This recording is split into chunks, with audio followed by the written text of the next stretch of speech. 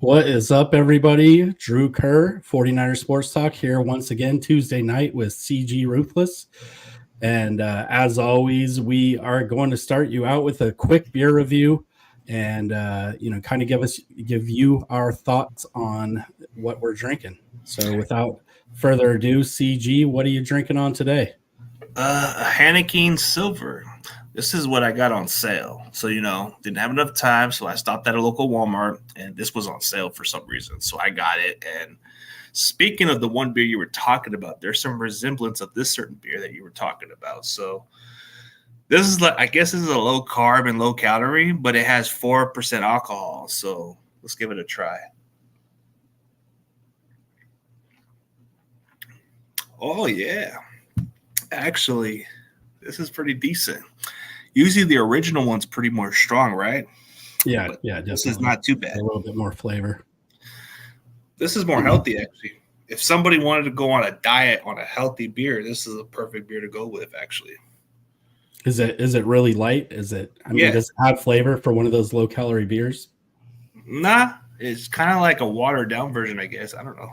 Like it just seems normal. Like if you wanted to go on a diet and drink something healthy, this would be like your healthy choice with low carbs and all that stuff. But this was on sale, so this is what I got. Well, I am drinking a beer that comes from the oldest brewery in the United States. A lot of people out here east of Texas know this beer. 1829 is when they were established. It's called Yingling, and I have this special version here called Stars and Stripes.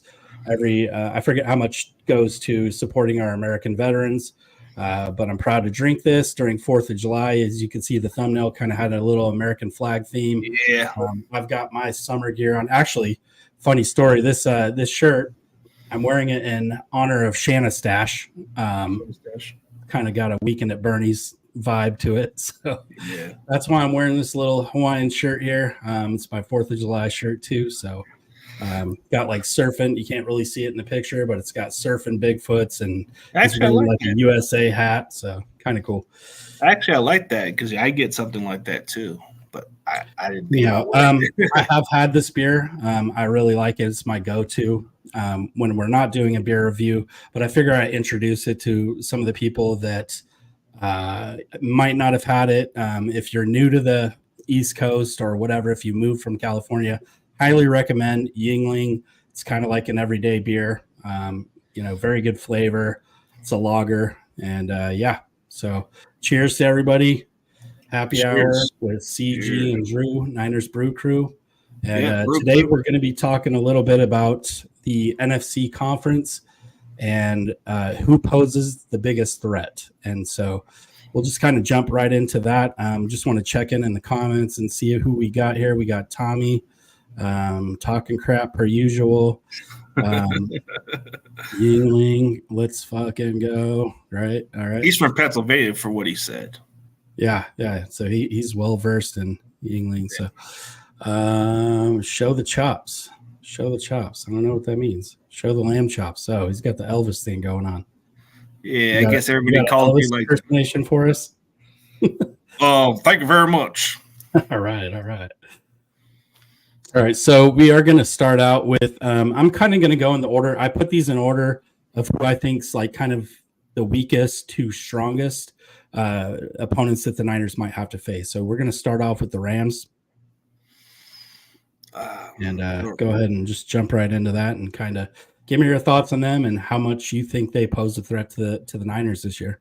They do pose a threat in the division because not only that you're going to play them twice a season, it's a possibility you might even meet them the third time when it comes down to the playoffs. So they know us pretty well.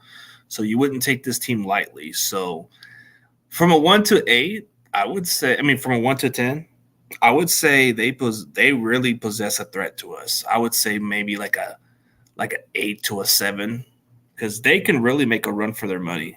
Do you think that the division will be tight this year?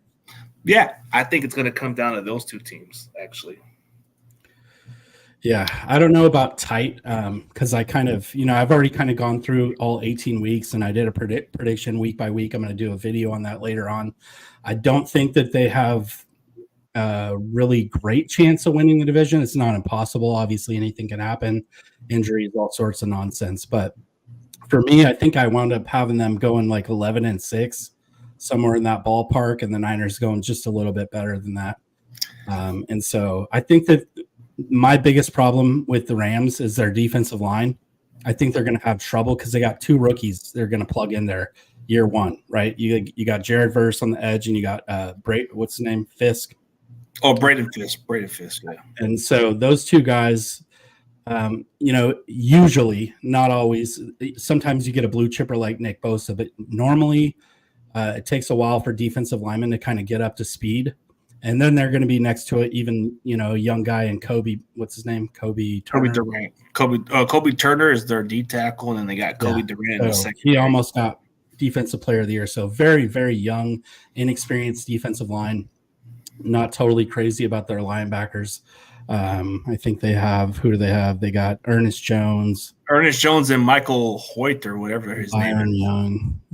Byron Young's like a pass rusher, but you look at I've heard a lot about certain mixed feelings towards them with Michael Hoyt. They don't really like him as much. Yeah. They see him as a guy. They got Roseboom and Reader. So Reader's like one of their most reliable starters besides he kind of reminds me a little bit of Chris Borland back in the day, a little bit like that. But I'm not crazy about their defense, but they do have a pretty good defensive coordinator. I mean, if you look at, I wouldn't say, but I wouldn't. Oh, I wouldn't say it's the grandson of Don Shula, I think. Oh yeah, Chris Shula. But I'm not saying that their defense is going to be good. I say their offense is going to make up for that. Like, you don't have to have a top defense in order to be as good as you are. Because if you look at the Rams, they addressed the offensive line to protect their quarterback. You see the 2 receivers. You got Puka and Cooper. If they're both healthy, and you got this offense at a full strength with Stafford, it can go either way. But defensively, I think defensively can be the issue. They got Kevin Dotson. He came over from Pittsburgh. They got Jonah Jackson from the Lions. So they beefed up the interior. Steve Avila. But if you're like, okay, the Niners have firepower just as much as they do on offense, probably a little bit more. And then you're like matching defenses. You're like Niners defense, Rams defense. I think you have a pretty significant gap. The only difference is the Niners have more of a better advantage with defense, but I think the Rams, they're trying to make the strides. They got some young players. Usually that takes time for them to get better. But I think offensively, their offense is going to be a lot better than their defense. So we can I agree with that. But we'll see. I think that no boom. No, but I think they'll make a run for their money. Like, you may think we'll win you think we'll win a division with no problem. I hope you're right about it, but I think they can make a run for your money a little bit. Yeah. Well, I mean, we'll see. Like I said, Stafford's a rhythm quarterback, but he does sometimes get banged up throughout the year. So there might be a time where we do see Jimmy G, and we know how to beat Jimmy G. I mean, it's all out there, and the Niners are pretty versed there. Well, the Rams think they got the play. They think the Rams thought getting Jimmy G would get them some advantage. We'll see. Yeah. So with the Rams, for me, I feel like they're a wild card team. I don't think that there's going to be a huge dispute about that. It would take something catastrophic for the Niners to lose the division to the Rams, so I can't really see it. Plus, Shanahan just has that ownage on McVay, with the exception of the championship game where Tart dropped the intercept. We don't want to relive that, obviously, but I think that they could be a wild card team. I agree, they could be a wild card team, but don't rule out that they could make a run over our division a little bit. So we'll see. Yeah. So I am moving on to the team that we barely beat in the divisional round at home, the Green Bay Packers. Here's the thing with Green Bay Packers. I really love what they got with Jordan Love, actually. They got themselves a quarterback. They didn't have to go through mediocrity quarterback for those 30 years. So they're in good hands. The problem is, how much money is Jordan Love going to get? I think this is his final year of his contract. You look at the Packers, all right? Their offense. I thought they would extend him. You by would now. think, yeah. It's kind of weird that they're not. You look at what they got, right? They got some receivers. They're pretty unproven, but if Love can make the most out of these guys, they could be good. But they got Josh Jacobs. To me, yeah, I don't know, bro. I don't know if he'll fit well with the Packers. I just don't know, man. Yeah, Like, I think that he has the right mentality. I think that he was, because he even said this about Aaron Jones. He was like, this guy did not hit the hole like how how Kyle likes the zone run scheme, and when that hole opens, you got to shoot through like a cannon. So I think he understands that. So he could be better than Aaron Jones. I don't think he's going to be better than Aaron Jones in the receiving game. And then here, like Jason just said, they have a great group of young wide receivers. I think I agree with that. I don't know if you agree with that. No, they have a great group of young talent. Like, you look at the receivers. I mean, Christian Watson, he's got potential to be a really good receiver. I mean, Jaden Reed's a very underrated receiver, and then they got this Dante Wicks. Then you got Bo Melton. I mean, it's pretty solid. Like, they got some good receiving core talent. They're just not big names right now. But once Jordan Love starts to build that chemistry, you're going to hear their names a little often. So I'm not in love with their offensive line. yeah, it's a little shuffle because they don't got Bakhtiari coming back. I think they have two rookies, Jacob Monk and Jordan Morgan. Jordan Morgan's going to start. That was a high. That's who I liked. I liked the Jordan Morgan, but I think they're going to put him at tackle, which I think they're actually showing him as guard. They've got Zach Tom as the right tackle and Rasheed Walker as the left tackle.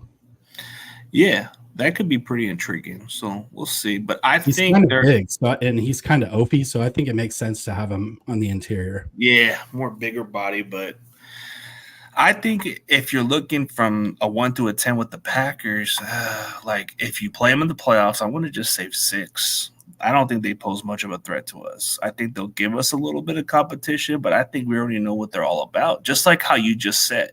Just like how you said about how we own McVay, right? Matt LaFleur just can't get the job done with Kyle Shanahan. It's almost like every single one of Shanahan's disciples just can't get over the mental hurdle of beating him for some reason. So, yeah. I mean, the downside on the Packers is their run defense, bro. The Niners are just going to run the ball, and that's the problem with the Packers, bro. They don't have an answer, and they didn't even bring any quality players to fix that area. Like, who do the Packers sign? Who do the Packers get in the draft to fix that issue? They've been having that big leakage for decades, and that's how we've been able to run them over. Rashawn, it's the same guys, right? You got Rashawn Gary, Kenny Clark, Devontae Wyatt, Preston Smith. It's the usual suspects. So like, are they? Yeah, I don't know. And then they have Javon Bullard, who's going to be a rookie playing safety. I think that's one of the easiest positions for a rookie to thrive in. I mean, we saw it with Brown, we saw it with Hufanga. So I think that he could do well there. And then they have Edgerrin Cooper, who's a new middle linebacker. I mean, getting a linebacker is good and all that stuff, but you still need somebody to stop the run on the defensive line. They don't have that. Yeah, they get pushed around. around. So, and that's the Niners' bread and butter. I think Shanahan's trying to beef up the passing game a little bit, but yeah, adding more receivers to this passing game. But I think when you look at the Packers, bro, all you gotta do is just run the ball in the playoffs. They don't have an answer for that. Yeah. So giving them assists is being generous. That game had us all nervous, like we were going to lose. We were all on the edge of our seat for the entirety of that second half, and we barely squeaked it out. I mean, Purdy did his thing, and I don't know why it has to be luck. I don't understand that part. Like, so is everybody going to ignore Jordan Love's performance? Didn't he have like less than 200 yards, 2 interceptions? That should be more of a criticize than just talking about a would-be interception, bro. Nobody talks about those and nobody cares about them, because if that's the case, bro, then Jordan Love would have threw 7 interceptions by then. Yeah. Okay, so didn't Jordan Love kind of almost threw 7 picks, but instead threw 2 interceptions? Right, yeah. That felt a little bit not Brett Favre-ish. I don't want to say Brett Favre-ish. It felt more like Tony Romo. Like, yeah, but Tony Romo was great. He was a great in-season quarterback, had great stats every year, but then he got to the playoffs, and what happened? Tony Romo turned into Tony Romo. But me putting him from 1 to me putting 6 as being generous because they can be good, but if you run the ball good, they're done. Do you think? Well, we'll get to that in a minute. But we'll get to that in a minute. I'm gonna move on to the next team, which is in the same division, and so I'm gonna ask this right off the bat: who wins the division between these two teams, in your opinion? Oh my God, this is a tough one. I think the Lions are a hungry team. They were just this close, very close. They had a big lead and they blew that away. I think by this division, it's going to come down between the Packers and Lions. I said this earlier, and I want to stick with this. I want to say the Packers are going to win this North division. I'm kind of leaning that direction with you because I think that there's some weird stat that the losing NFC champion team, the Niners are an exception, usually don't make it back to even the championship game. So they don't come back the same. That's what it is. I mean, I would say the Lions, they are a young, hungry team. I'm not underestimating them. I know what they're capable of, but I wouldn't sleep on this Packers team. I think this Packers team is ready. So I'm not going to go lightly on the Lions, but realistically, if I gave the Packers a 6, more than likely I'll give the Lions a 6 also because it can go either way. So I don't see them as much of a threat like some of you guys think because last year they were at their best. This year, I don't think they will be. Yeah. I think that if they take a step back, it's going to be because Dan Campbell has not grown. He gambled way too much last year, and that type of stuff usually catches up to you, and it did in the worst kind of way. I mean, they were celebrating at halftime. They were probably popping corks in the locker room, and they came back out in the second half and got their ass kicked. So, they turned from being the bullies in the first half to getting just literally ran over. I mean, it was all bad. I was at that game, and there were some Lion fans out there. They just felt like, dude, they were just like talking about Super Bowl right towards halftime, bro. And I was just like saying, damn, I don't know if we're gonna get this. Yeah. But I kept the faith. I kept saying, man, we'll see what happens. But when I seen these Lions fans just brag and say, oh, we're just 2 quarters away from the Super Bowl, we got this, and I'm like kind of shaking my head like, come on, man, get a comeback or this is a wrap. It's like that's what it was. But I don't know. I think Dan Campbell's little he needs to stop being – I mean, I like that he's aggressive, don't get me wrong. But, man, why do you got to be too damn aggressive to the point where it's like head scratching? You know what I mean? Yeah, you have to – and Riverboat Ron did the same thing. You have to be calculated with those times where you're going to go for it. You can't just say, 4th and 3, let's go for it every single time. And that's, a little bit of an exaggeration, but you have to be a lot more calculated, and you have to know when to strike. You have to, read the field. You have to say, the defense is on their heels. They're tired. I think we can get these 2 yards. And not just 3 yards, no problem. Let's push them back. We got a great offensive line because teams are going to stack and they're going to sell out. And the Niners did that. And like Tommy said, Dan Gamble. And it's not the recipe. Yeah. Well, Dan kind of reminds me of a certain PE teacher who kind of has that mentality, like, oh, we're going to do this. We're going to do this all the time. And he's kind of like that gym teacher or something, like one of those gym teachers that says, we're going to do this. We're going to do that. And it doesn't work. Like Harbaugh was like rah, but Dan Campbell is just he's rah, but Harbaugh on steroids. Yeah, it's nuts. He's like a wrestler. He's like Dan Campbell he's built like a professional wrestler, but he kind of maybe the roids are getting under his head a little bit. I don't know. I mean, a little CTE from those old school helmets. I don't know. yeah, for sure. But he's got to grow. And but did Ben Johnson move on? No, he's still going to be there because they haven't hired him nobody has hired him as a head coach right now. So, well, they have everybody then still. Yeah, the downside of the Lions is their defense, bro. Their defense. They added that really good corner from Alabama, though. Oh, they got this kid from Missouri too, bro. They try to address that area. Who is it? They got this Ennis Straw or something from Missouri, which he was listed. Straw, yeah. Enos Straw.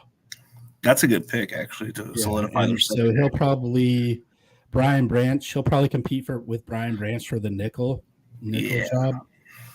So yeah, they might have 2 rookies in the secondary. 2 good rookies, but they're still rookies.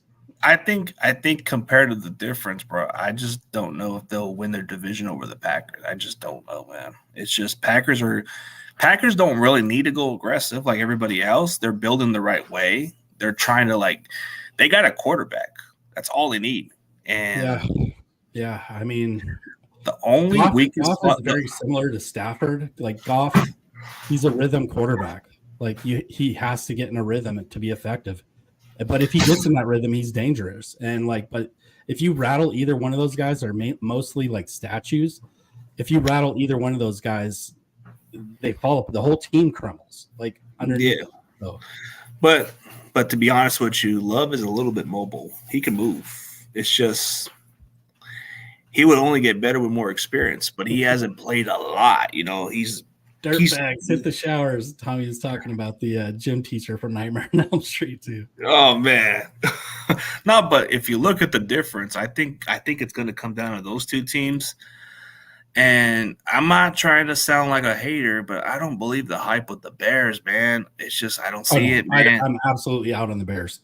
I don't think that they're going to finish lower than the Vikings, but 3rd place, they might win 5 or 6 games. That's if Caleb Williams is good. If he's bad, their ceiling could be 10 they're going to wins. be taking top 5. Their ceiling could maybe be 10 wins if Caleb Williams is the real deal or not. Who's their backup? If all things go really, really wrong with Caleb Williams, who's their backup? Actually, isn't it that guy they had last year? I forget his damn name. He was the one that was Justin. Let me look it up. No, Fields is with the Steelers, but they had this other backup quarterback that was actually stepping in pretty decent. But he was all right. Let's see. It is. Oh, Badgett. Badgett, right. Yeah. Is it Tyson Badgett?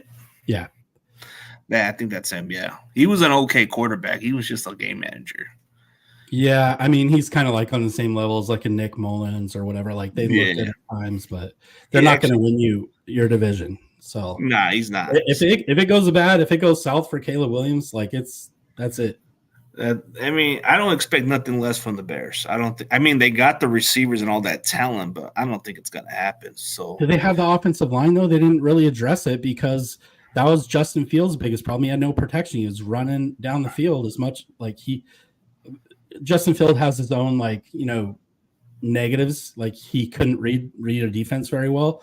But he also didn't have the protection. So those 2 things combined, he was running all over the place. That could be a factor right there. But since we're going on to the next team, I mean, you want to just throw the Bears in or nah? No, Eagles? Okay, let's throw the Philadelphia Eagles. Man, you know what? I'll be straight up honest. I think the Eagles have found their physicality. I think they found their dog. I think they found their soul. So from a 1 to 10, they're probably going to be the closest threat to us. Yeah, because I don't know. That Super Bowl loss actually kind of took away what they were. They were on a good start early in the season, and then it slipped away with their eagleness. I think this is going to be a far different Eagles team. I think they're going to be a lot closer. They're going to give us a little run for their money. I think in the playoffs, I don't think it's going to be in Philadelphia. I think it's going to come down to Levi Stadium. I'm going to say this as a bold prediction. I think when it's all said and done, it can either be the Rams or Niners, but I wouldn't be surprised if it's the Eagles and 49ers for the NFC Championship game. I just think these 2 teams met each other again. I'm not counting it out, but I look at the Eagles and I see paper tigers. I don't they look good on paper, but look, here's why. Let me just give you some factors. Okay, Saquon Barkley has never had a fully healthy season. He's gonna get injured. He's like Debo. He's gonna at least miss 3 to 4 games. He's not gonna give you a full season. That could hurt them in the run game because their depth isn't great at running back. Jalen Hurts, the blueprint is out on him. You collapse the pocket, you push that pocket, and he turns into because he can only get through his first read. He's gonna get sacked at a record number of times. And then Jason Kelce, gone. That's your leader. That's your quarterback, your offensive line. if people don't think losing him, if you're just going to plug and play Jurgensen or whoever it's going to be, like if you think that losing Kelsey isn't a factor, that guy's a Hall of Fame center. Like it's a factor. So offensively, I don't trust it. The receivers are always banged up. Devontae Smith is always hurt too. He's little, just happens with those types of guys. The tight end is always banged up. Who's the tight end again? Dallas Goedert. Yeah. Okay. And then defensively, that defensive line is nothing anymore. They're much like the Packers. They're getting pushed around. Like Hargrave's gone. I mean, they got Carter, but Carter got hurt. So we'll see how he bounces back. There's just a lot of question marks. I do like their secondary. I think their secondary's gotten stronger.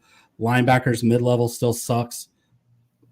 I don't know. I don't trust it. I think they're paper tigers. I think when you look at them on paper, they look great. But when you start adding context and factors, I don't know. I mean, look, the Cowboys are worse. They're in a worse position. Yeah, they're in a worse position. But they don't have a run game. I just don't see how the Eagles are like a team that you should like take it into lightly. You know, like, do you really think the Eagles are going to lose to the Packers? Do you really think it'd be hilarious because the NFC East never has the same division winners. Watch like the New York Giants just rise up with Brian Burns and Thibodeau and all these guys. That would be funny with Daniel Jones' resurgent season or something like that. Or wait, I got a better one. Danny Dimes brings back into Danny Dimes. I got a better one.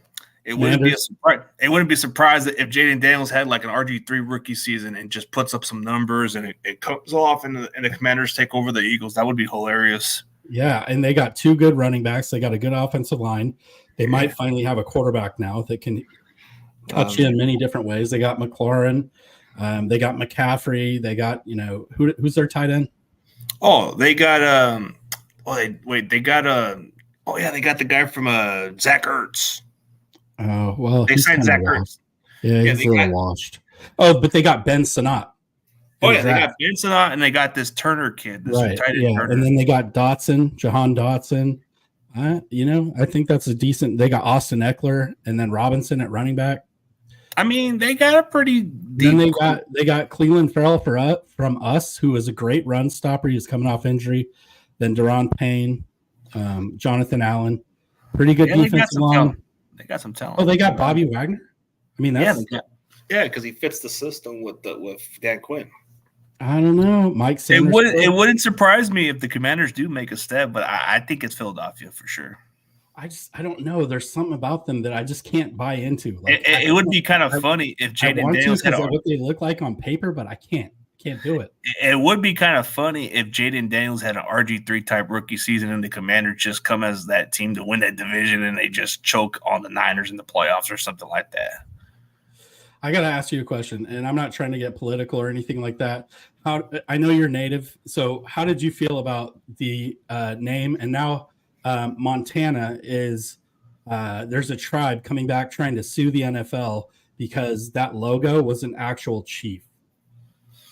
But I've never understood the way they kind of said it. Like, majority of the tribes weren't even that offended. I think a lot of it kind of honored the veterans, actually, the ones who were native. Like, I think some of the people from other tribes, they probably found it very disrespectful and they probably didn't care for the sport. So they probably just thought, well, since this is something against our own tribe or something, we found it disrespectful. But this is a world where it's pretty soft. Like, I think the way they kind of look at it, bro, I don't even think it's degrading or nothing. I think it's honoring how we are. Like, look at the Kansas City Chiefs, bro. Don't they have something similar? Isn't the chief like the guy who runs the tribes? Yeah. That's a native name too. And then you look at the fan base, they do that sound, right? They do the sound like a Native American. Right. I'm not offended by that. You got to have tough skin in this. And it's not like they're disrespecting, they're honoring. They're showing their team spirit. They're showing the spirit. I think the biggest thing was, obviously, like Redskins was a derogatory term back in the day. And it kind of got political and everything like that. But I just I can't disassociate my mind from that because that's what I grew up with, like with the logo and the cool colors. Yeah, a lot of us. Yeah. The one thing I probably would the only thing that probably just wouldn't be a thing I would not condone is the Cleveland Indians. I don't know. It's just the offense term, but I don't see how it's any different, Like, Washington Redskins, it's never been offended by what people were thinking. I think it's been honoring the tribes. You look at the Kansas City Chiefs, when they do this type of thing, everybody thinks it's a mockery. No, they do this as a tradition, like a game day tradition. They honor the tribes and all that stuff. Like, well, then in college, you have the Seminoles, right? And they got the guy with the war paint, and he's riding on the horse. Exactly, Kenny. So, that's exactly what Kenny the just Seminole said. Tribe. Exactly what Kenny just said. That disgrace of that logo is what really pissed off some of us tribes with the Indian. Like, I don't got a problem with the name. It's just stop making it look like a stereotype. Yeah. I mean, you got the Braves, sorry, right? I just wanted to get your take on that. I could probably have done it off camera. Oh, yeah, I could have done it off camera, but I just was interested because I know that you're native. No, I mean, I have some hearing. Yeah, I don't take no offense of it, bro. I think the way they look at it the wrong way. I think it's some of them that don't really care for the sport and they just want to take some of that politic money out of it. Yeah. All right. Well, let's keep the show rolling, and I'm going to move on here to any dark horses. And that is not any kind of skin color reference or any kind of racism towards horses or anything like that. So just want to clear that up. Anyhow, any dark horses for you that you see this year coming out of nowhere to become a contender? Yeah, let's put the cream of the crop, the dark horse, brother. I'm gonna give you my dark horse, brother. Tampa Bay, brother. They're sleeping on Baker Mayfield. Everybody's hyping the Atlanta Falcons just because of Look who showed up, by the way. You called an Amber Alert on him last week, and he's here. Oh, yeah, we were going to report Amber Alert. And you know what? Shout out to my Comanche tribes, because that's my tribe I'm part of. One of the most toughest tribes in the business. Apache's up there, too. But by the way, this is my game day koozie. We got Oh, yeah. Good, brother. No, but I think Tampa Bay is my dark horse in the NFC because everybody's taking lightly on Baker Mayfield right now. They're thinking it's a fluke. Look at what Tampa Bay did this offseason. They got a lot of receiving core. They fixed certain areas. Atlanta Falcons, you can hype them. You can say what you want because they got Kirk Cousins and all that stuff. But I'm not buying it. My sister-in-law. I got to shout out her. What up, y'all? What's up, Tally? Tally Bug? Cool name. Her name's Natalia, but yeah. Oh, yeah, Natalia. Oh, yeah, brother. Here we go. Here's my guy right here. This is what I'm saying. The Falcons. Oh, yes. Okay. It's fair. It's fair because everybody. NFC, let's be real. Like the NFC South's up for grabs, right? It is. It's like a charity, bro. Like nobody wants to win that division. They'll just take it. I think the Panthers are going to be picking top 5. That's what I feel. Yeah. But have you seen any of the OTA stuff of the Xavier Legette guy? He makes DK Metcalf look small. This guy's huge. He almost looks like a tight end. He almost looks like Vernon Davis. Oh, dude, that's the guy I wanted in the draft too, and we didn't even get this guy. I'm telling you, the Panthers got something special. Oh, yeah, Natalia, thank you for the name CG. I'm Ruthless. Don't forget about it.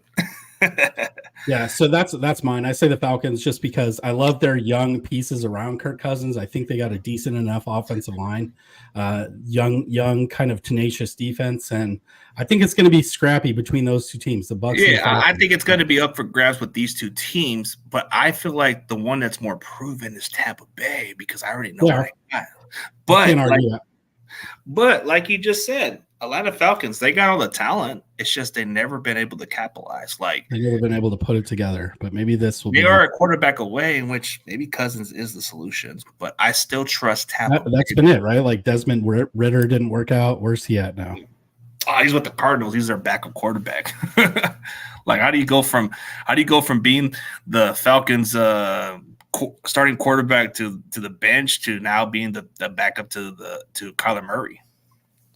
Yeah, so just looking at their roster, they got Casey Washington, rookie, Drake London, Darnell Mooney, Rondell Moore, who has speed. And then they got our boy Ray McLeod, Jake Matthews covering the blind side for Cousins, Lindstrom.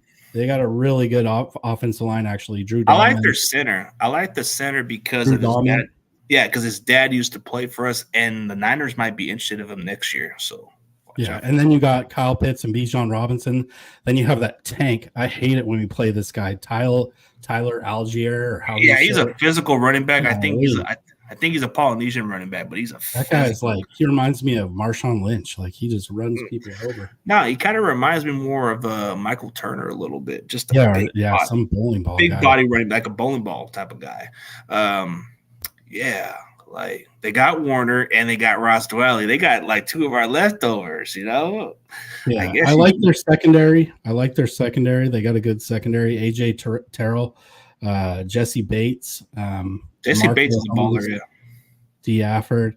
They got a good secondary. I think that where they're going to struggle is that front seven a little bit. They got Grady, but I think the same scenario could be said for the Bucs. I mean, who's their front seven? I don't think they got a great front seven either. They got a guy who can eat all the run. They got Vita Vea. I mean, they got some young players, but the Saints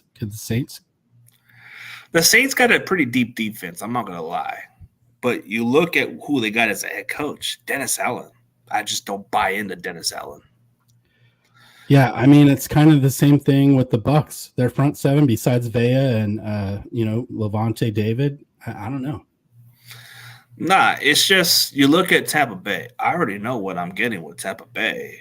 They are still the same team. They're just a little bit different without Brady, but Mayfield is just he's a little bit more of a guy that can take chances, and that's okay. Who's their offensive? I don't even know who they got two defensive coordinators. It says Casey Rogers and Larry Foote. Hard because wasn't their offensive coordinator taking the Panthers job, right? Yeah. What happened with their I don't trust Todd Bowles as a coach. Todd Bowles has a good track record when it comes to running defenses, but as a head coach, not so much. Yeah, he's a better coordinator. Yeah. Just like how if you had the choice of Steve Wilkes and Todd Bowles, I'm taking Bowles. Like Steve Wilkes was not. Oh, dude, we already experienced the Steve Wilkes, man. I don't know. Maybe it just wasn't meant to be. Maybe they just didn't let him run the defense he wanted to run. And I just always wonder. I wonder why Steve Wilkes only ever lasts like 2 years at a time anywhere he goes. Since college to now, 2 years. That's it. It sounds like, and everybody makes it sound like it's prejudice that we fired him because of this. Like, dude, maybe he just wasn't a fit. I don't know. He ain't taking nothing against him. It's like, what is it with Steve Wilkes? Maybe he's just a better position coach. Maybe. A DC that's just not like in a great fit. Like, I just wonder. Yeah, maybe it's a fit thing, or maybe he just wears out his welcome. Because he kind of look how he approached it with the Niners. He came in, they wanted him to adopt our defense, and he said, "Okay, but I'm going to sit in the box." It's like, okay, but there was always it always felt like there was a but. Like he wasn't selling out for the team. He kind of just like, okay, I'll come out of the box and be on the sidelines. It was like resistance, you know. I don't think we're going to get that from Staley or Sorensen. And the fact that you were getting players to tell him to go at the sideline and say, "We need to feed off the energy with you out there," and he's like, "What difference does it make?"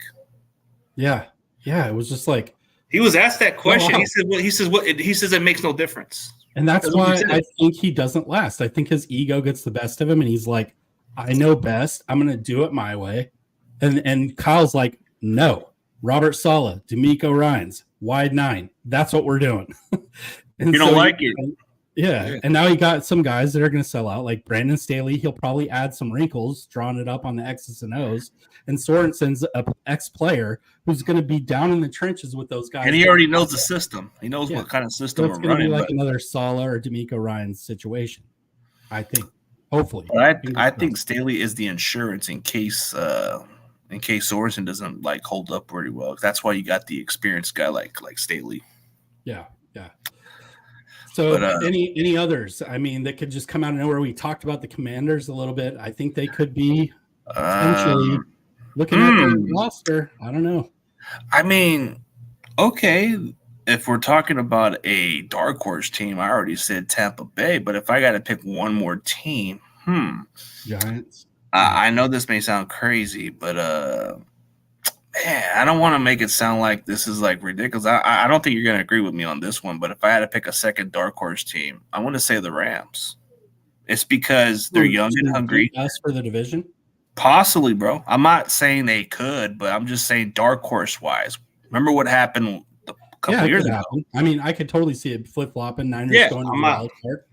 I'm just saying, like, as a second dark horse, that would be my second dark horse team because Tampa Bay, I already see them making strides. The Rams, their defense is unpredictable, but they do got an offense. They got Sean McVay, and if you play them a third time, it's not going to be easy. So that would be my dark horse second. Seattle has Mike McDonald coming over from Baltimore. It's going to be a different kind of culture, the way they run the defense. It's going to be a different culture. It's going to be a different defensive attack.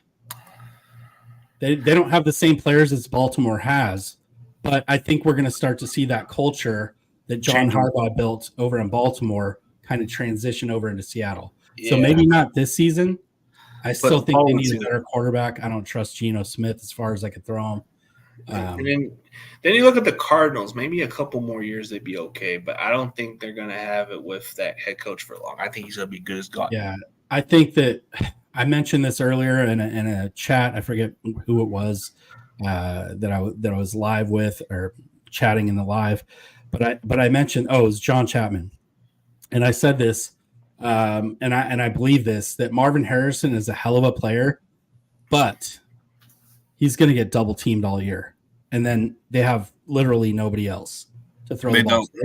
They got Tip Ryman, the rookie tight end. I think he's going to make an impact too. I like him as a blocking tight end, yeah.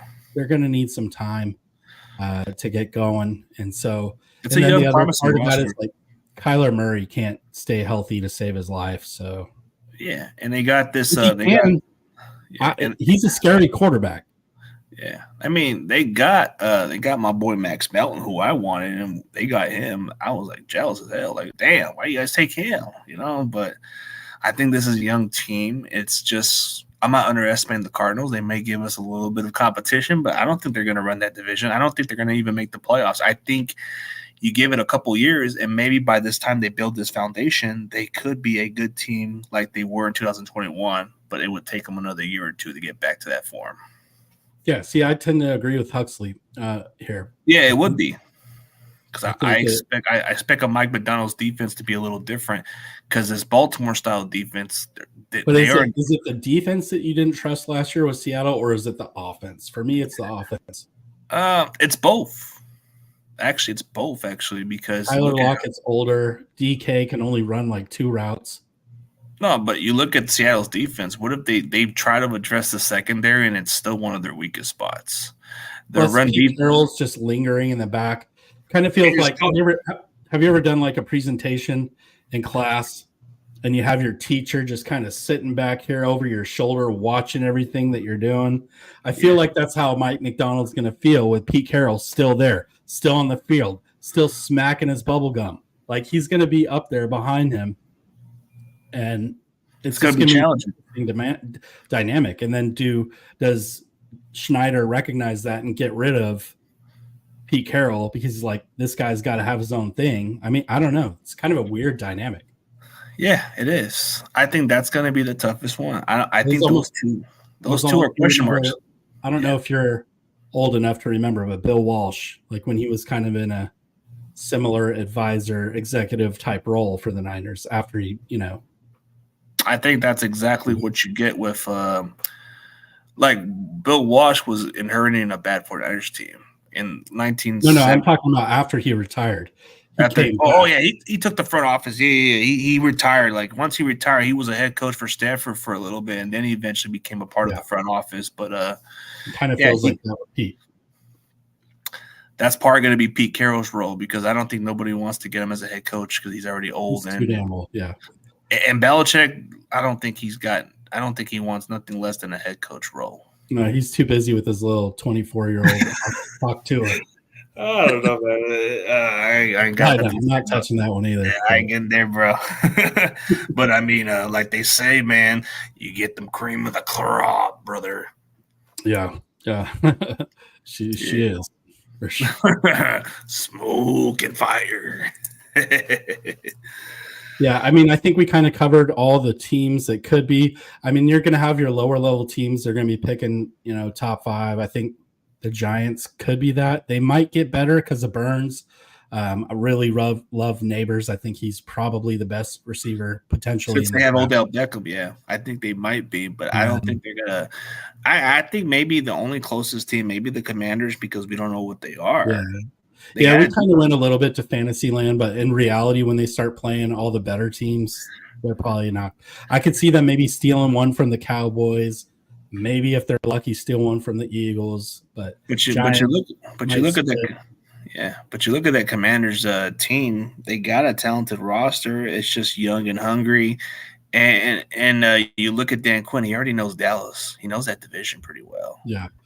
Well, and so I think that it's pretty clear on paper, and the Niners are the defending NFC champs. I think the Niners are the team to beat. Just kind of coming full circle.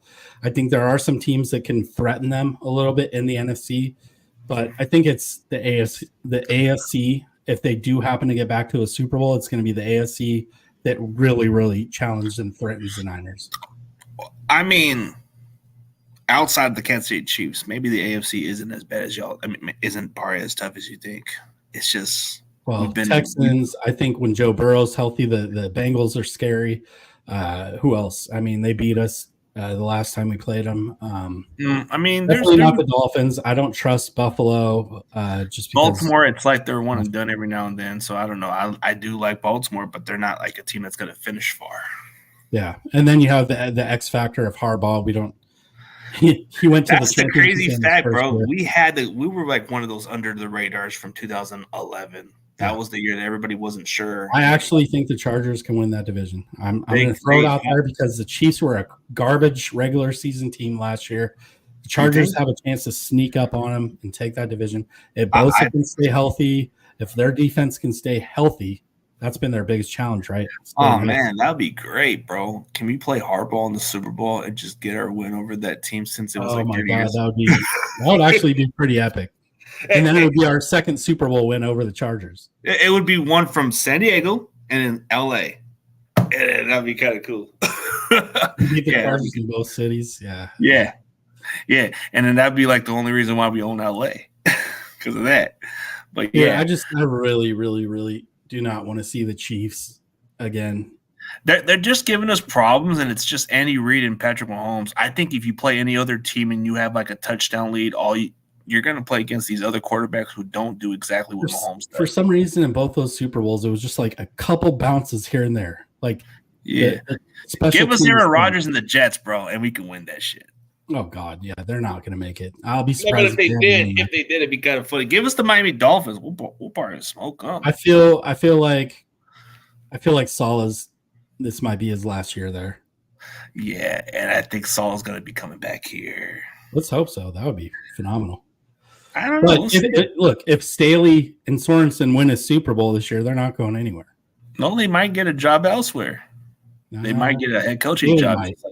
Staley might, but I think Sorensen would stick it out. I think. Yeah, but it'd be kind of funny if we just get. But I think that would be the best chance. Okay, for us to win a Super Bowl, it would have to be no Kansas City. I think we can beat any other team, bro. You can give me the Houston Texans because they never proven nothing. We know DeMeco Ryans pretty well. Yeah, give me the Jaguars. Give me the Jaguars. We own them. Give me Jaguars suck. No, give me that's the way I see it, bro. Give us the Jaguars. You know what, football gods? I want this Super Bowl to be Niners and Jaguars, just so we can get that easy path to winning that Lombardi Trophy. So we can shove it to AEW. Also, I'm just playing. I guess for me, I think I would love to see the Bengals again. Imagine beating a team three times. Yeah. But imagine, you know what Super Bowl would be the greatest one? This would be great if you had a better Dolphins team and you just had the teacher versus the student, Mike McDaniel. But then you got Buffalo too. We've never seen that Super Bowl. Montana and Jim Kelly was supposed to be. Yeah, but Jim Buffalo has it in them. I don't know. I just don't think they do. I don't see Josh Allen as a Super Bowl caliber quarterback. But he could this could be one of those seasons where he does go to the Super Bowl. Look at Cam Newton. Who was his wide receivers in Carolina? outside of Steve Smith. Outside of Steve Smith. Muhammad, whatever. He had some good receivers. No, but in 2015, Steve Smith wasn't there. They didn't have any big name receivers, and he won the MVP and got to the Super Bowl. Who was there? Dude, all they had was Calvin Benjamin, but he was on an injured reserve. Oh, yeah. They didn't have nobody else. They had Greg Olsen, but not a receiver. But they didn't have nobody else. Dude, if Josh Allen is as good as he is, bro, he can take Buffalo to the Super Bowl. But he's just a turnover machine. Oh, let's give a shout out to my boy KO Sports Talk. He's one of them optimistic Bears fans. We'll see what happens. I'm not trying to. I don't know, bro. I want to actually pick them over the Packers because I despise the Packers, but I got to be realistic, bro. I just see the Packers as a real deal team. I heard something really funny yesterday about Caleb Williams audibling. Probably not appropriate for the show, so I can't do it. No, but something about Caleb Williams is not the guy. But Caleb is he's gonna learn from the best. Brock Purdy's gonna train this kid how to be a pro, I guess. I don't know, but if you pick up some pointers, maybe. But I don't see it, bro. I see the Packers winning that division. I really hate the Packers. Caleb Williams does not have the processor. I think he's a better passer than Justin Fields, but that's where it stops. It's like he's limited. He's not. I don't know. He's a little too overhyped a little bit, bro. That's and then he's entitled. We've seen this before. We've seen like Ryan Leaf. He reminds me more of Baker Mayfield. He reminds me a little bit of Baker Mayfield because of the cockiness and the talent, bro. Everybody didn't have a question with Mayfield's talent. But it's even different than Baker Mayfield. Like Baker was working. Like Baker he was a little bit of a diva too. It was like in Paris right now or something. There's all sorts of quarterback summits and throwing camps and stuff like that, and quarterback gurus. And this dude's got like fur coats on in fucking Paris. I'm sorry, but that's not the winning. That is not the winning ingredient. Hey, you get some wide receivers for this kid, and maybe a solid defense. Maybe this could be a wild card team, but I'm not saying they are going to win a division. I don't think they are. Maybe the number 7 seed. I don't know. They're not. I just don't see them like as a team like where you're like, oh, this team could do something. They're not on my dark horse radar. They're not even close. Like, as much as I can't stand the Rams, I would at least put them as my dark horse. And I can't stand the Rams. So this is why. Okay, so the Panthers made the Super Bowl because of their run game. You're right about the. They had Ted Ginn. They had Cotchery. But that's the difference, bro. Like Cam Newton was an MVP. They had a hell of a run game because they had Jonathan Stewart, Mike Tolbert, Artis Payne, Fozzie Whitaker. They were just running down people's throats. They were doing really Cam Newton. Yeah. How do you think we got to the Super Bowl with Kaepernick? He only had Michael Crabtree and Vernon Davis. The rest of those guys were just like whatever. Yeah, well, Randy Moss, but he was at the end. He was washed at the end of the square. But I mean, have you noticed all the Super Bowls with Tom Brady's first beginning? He didn't have no big names. Yeah. Oh, I like this comment by Tommy. Care Bears are a threat to Chuck E. Cheese. Chuck E. Cheese. He's talking about the Packers. So. No, he's talking about the Bears. Chuck Cheese. Yeah, Chuck Cheese is the Packers, I think. No. He's talking about Chuck E. Cheese. The Bears are a threat to because the cheese, the Packers. I think he's saying the Bears are a threat to Chuck E. Cheese. I think he forgot to put Chuck E. Cheese. Okay, well that's a funnier joke if that's what he meant. But I thought he meant the Bears are a threat to the Packers. I don't know if it was his nickname for the Packers. It actually would be a funny nickname for the Packers. Green Bay Chuck E. Cheeses. That's a good one. Yeah, Chuck E. Cheese. Well, I think they could be a threat to the Packers, but I don't think they're going to win that division. I really want to – hopefully I'm wrong about it. Maybe I want to see the Bears make the playoffs, but I don't see it. There's always going to be that one team we don't even think. So maybe the Bears are, or maybe the Commanders. I don't know. Who's their coach? Their coach is trash, too. Oh, yeah, he's a DC. He was from the Colts. I forget his name. I know which guy you're talking about. I forget his damn name. Matt Eberflus. Matt Eberflew. That dude's a DC. He's more of a defensive guy. And then their offensive coordinator, Shane Waldron, Eric Washington. He came from I think he came from the Rams or Seahawks. I don't know which one. Yeah, the Bears aren't. I'm going to go out on a limb here. Bears aren't doing shit this year. Hey, Pretty dangerous. if my boy Michael Sports Talk is here, you can screenshot this. We don't think the Bears are going to do a damn thing, brother. Bookmark it. Bookmark that.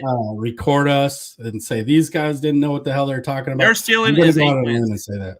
They can win 8 games. I think their ceiling's 8 wins at best. I just don't know. 8 and 9.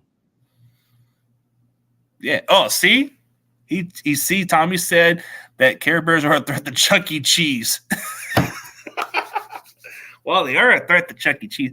But with all due respect, I respect KO. He's a passionate Bears fan. He's optimistic. He has every right to be, and we shall see what happens, bro. I'm not trying to underestimate them. They do have a young talent. I just hope the Bears don't turn into Cowboys fans. Like, this is our year, every year. No, actually, what can make the Bears better is they got better receiving core on paper. I've got the Bears finishing 5-12. By the way. Oh my God! Hey, Michael, screenshot this, please. Screenshot to my guy Andrew, bro, or Kerr. Screenshot this. Do it, Michael. Do it. Screenshot. Yeah, for sure. I like the Super Bowl. I do. I don't know why. I really love the Super Bowl. If that's what it wants to be. My dream Super Bowl would be the Niners and Bills, actually, because I want us to beat the Bills so we can pay our due and get our Super Bowl with the Bills. You know why it makes sense? Because we pay our dues. We finally got our Super Bowl. All right, guys, we're going to open up the 49ers Q&A for Chuck E. Cheese here. Yeah, Chuck E. Cheese. You guys got any questions for us? Fire away. Let's go. Q&A, man. Throw some questions, man. Kenny, last week we were going to put an Amber Alert on you, brother. It's good to see you. I agree, Kenny. I don't see it. I just don't see it. I mean, I want to believe it, but I just don't know, bro. I think they got a lot of good surrounding pieces, but I think that quarterback's going to have a wake-up call. Maybe he might be good. And some of them have that, like Jamarcus Russell, and then they just never really do anything. I think he got busted for stealing a donation recently, like 75 from the high school, right? From a high school team he was coaching. Man. Yeah. Oh, he said his first job was, can each of you guys put together a realistic trade package for BA? There's just hasn't been nothing to happen right now. The biggest part of that equation is that Brandon Ayuk is going to have to say yes to whatever team he's being traded to. But with that in mind, if they pay him big time money, I think Brandon's going to see green and go. So I think that we talked about this, was it last week a little bit? Yeah, the other week. I think that, for me, my ideal scenario would be a Raiders swap. The Raiders are a younger team. Raiders, Devontae Adams swap. Niners are at $26 million. Maybe you throw in a draft pick for the Raiders to make it a little bit more appealing. They decide to pay Brandon Ayuk because he's only, 25, 26, something like that. They pay him for 4 years, extend him. That would be a reasonable trade. That would be a reasonable trade. That's what I said the other week. I said that would make the most sense for us. And you even said that makes a lot of sense. But I think and Jesse Naylor actually brought this up. He said that, a team would have to be willing to give up the asset for asset. So the Niners would probably have to sweeten the deal a little bit and throw in like a 4th or a 5th or something like that. No, I mean, you get an established wide receiver. You get somebody who's at the kind of like still at his prime, kind of, and he can still produce the same as Brandon Ayuk, if not better.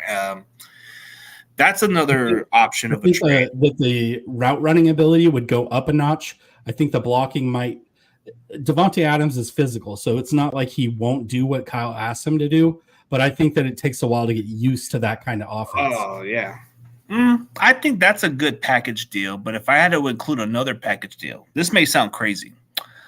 I'm gonna say this may sound nuts, but Brandon Ayuk for Joey Bosa.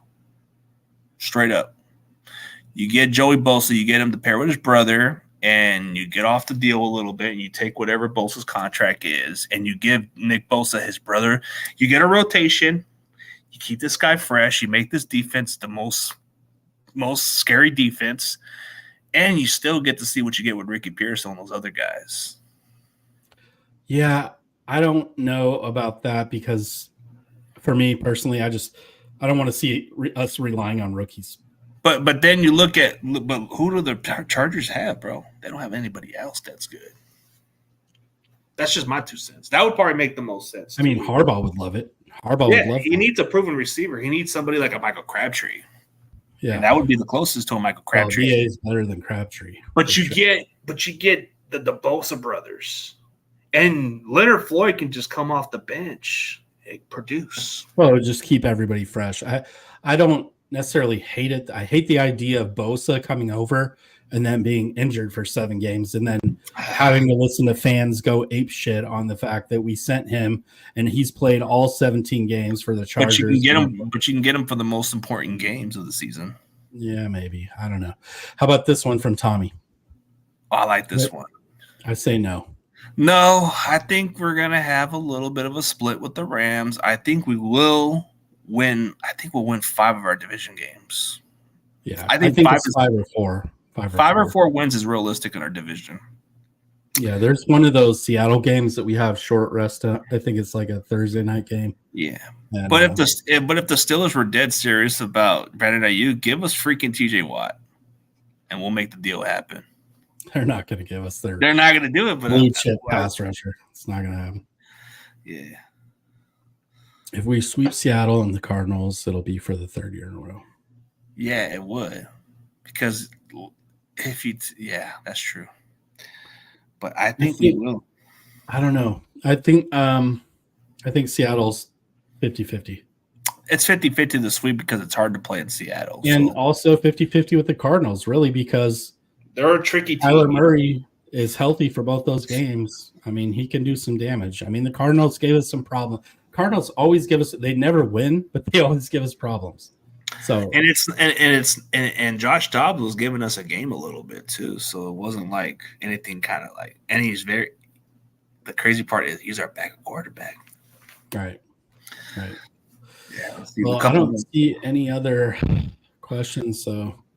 Well, let's see if they give us one more question, and we can end this. One more.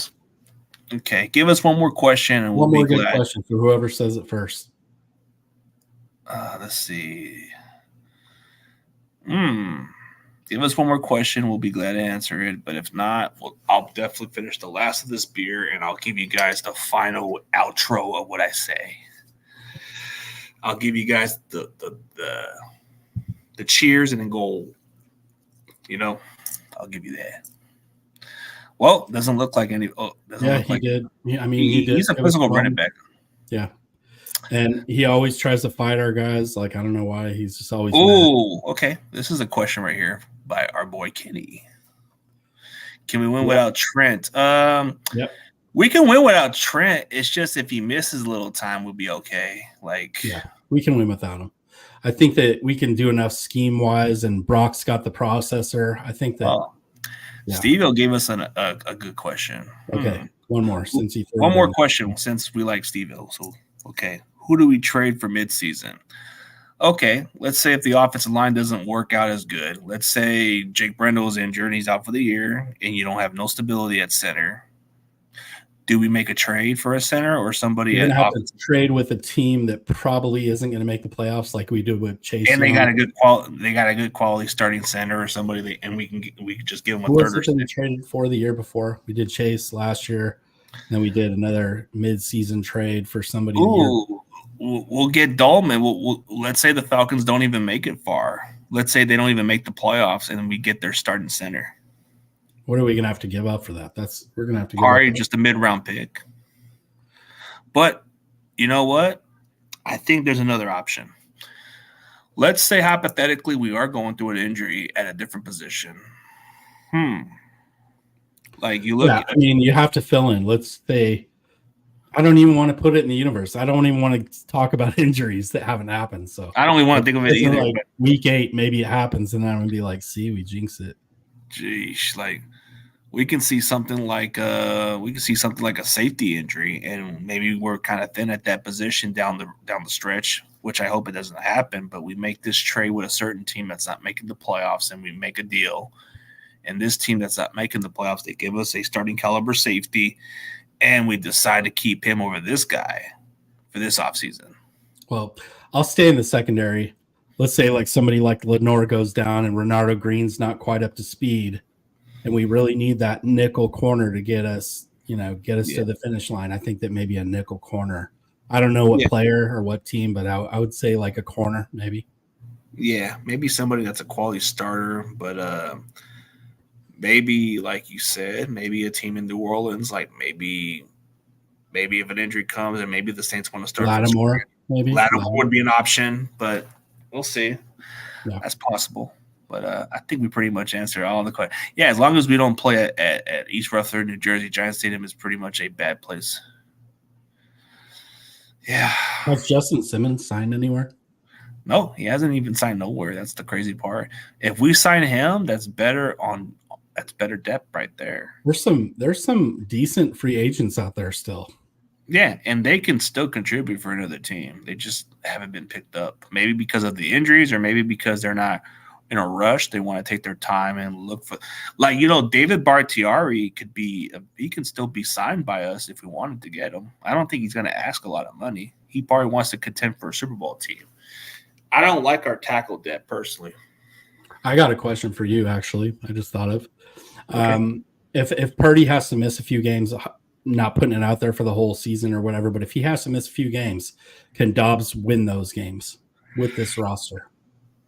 Well, we've seen what he did with the Cardinals. They weren't the most talented team, and he was able to manage to win one game. This is the most loaded roster. He learned a playbook in like 2 days for the Vikings. Yeah, right? All he has to do is just manage the game. And if he can do that, and if he can do that, we're good.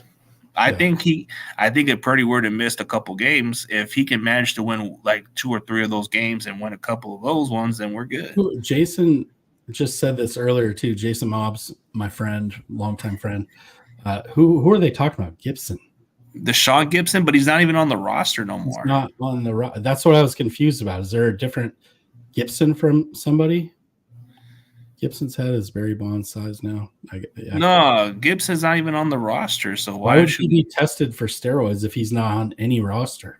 He's not even on the roster no more. It doesn't make any sense. But he is an option to bring in because he's familiar with us. But I don't think we're going to bring him back. I think we're going to go. I thought maybe he got popped.